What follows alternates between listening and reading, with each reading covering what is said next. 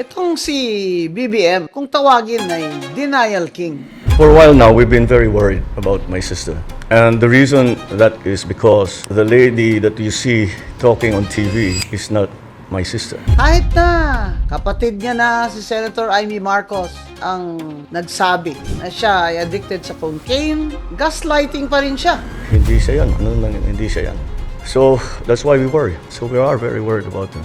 So anong gagawin natin sa situation ng Pilipinas ngayon? Para maniwala talaga yung tao na hindi ka drug user, pwede ka namang magpa-drug test eh. We cannot keep on going like this. A simple solution is for Bongbong Marcos to have a hair follicle test.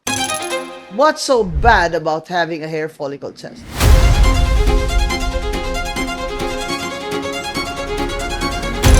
Why is it that 3 years after he was elected into office and this rumor started that he's a cocaine addict, up to now, he refuses to have a hair follicle test? His response is dead ba lang?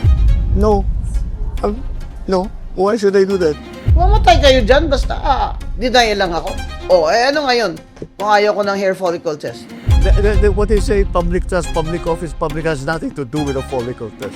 Hindi mo yan kaya, Bongbong, na in 3 years hindi ka mag-hair follicle test. Dahil the rallies are not going to stop. Galit po kami sa mga magnanakaw. Lalong-lalo na po, tayo po ay nagbabayad din ng tax. And they say, oh, what's wrong with that? Look at that. He's the one reporting now. Bongbong Marcos is trying to play catch up. Every day he reports. But he's not reporting on what we really want to know. Are you or are you not a cocaine addict?